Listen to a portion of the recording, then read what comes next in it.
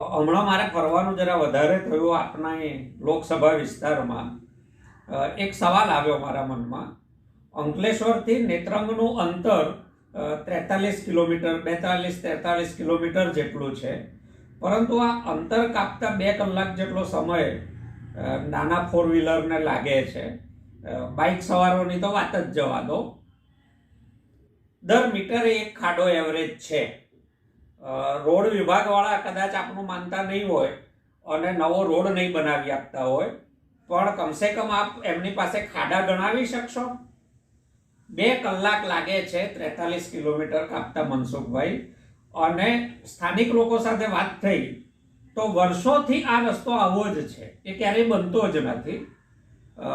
સ્થાનિક લોકોનું ત્યાં સુધી કહેવું છે કે એના બિલ તો પાસ થઈ જાય છે, પેપર પર સમયસર કદાચ બની પણ જાય છે, પરંતુ લોકોને એનો ઉપયોગ કરવા મળતો નથી, દર્શન પણ નથી થતા.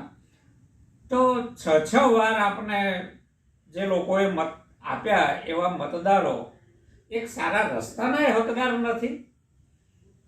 બીજો મહત્વનો સવાલ એ મારા મનમાં આવ્યો. 3 મોટી જીઆઈડીસી આપના લોકસભા વિસ્તારમાં છે. અંકલેશ્વર છે, લગભગ 1600 હેક્ટરમાં ફેલાયેલી છે. એવી જ દહેજ જીઆઈડીસી છે, લગભગ 76 સ્ક્વેર કિલોમીટરનો આખો PCPIR એવું રૂપાળા નામથી બની રહ્યો છે. ઝઘડિયા જીઆઈડીસી છે.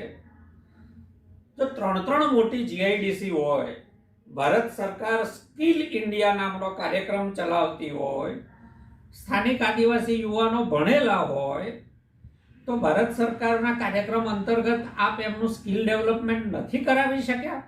કે એમને ભાગે ખેતી કરવા માટે છે અમરેલી સુધી, ભાવનગર સુધી, બોટાદ સુધી લાંબા થવું પડે, આપ એમને એટલી સ્કિલ ડેવલપ ના કરાવી શક્યા? ભારત સરકારની યોજનાનો લાભ ના અપાવી શક્યા? આપની લોકસભામાં કેટલા સ્કિલ ઇન્ડિયા કાર્યક્રમ અંતર્ગત કેન્દ્રો ચાલે છે અને કેટલા યુવાનોની સ્કિલ ડેવલપ થઈ અને એ યુવાનો કઈ ફેક્ટરીઓમાં, કયા કારખાનામાં, કયા મોટા ઔદ્યોગિક ગૃહોમાં નોકરી મેળવી શક્યા? આ તમારે પોતાની જાતને પૂછવાનો સવાલ છે. આ યુવાનોની, શિક્ષિત આદિવાસી યુવાનોની આવી અવદશા કેમ છે? આ બાબતે જરા હૃદય પર રાખી અને આત્મચિંતન કરશો એવી આશા છે. આભાર.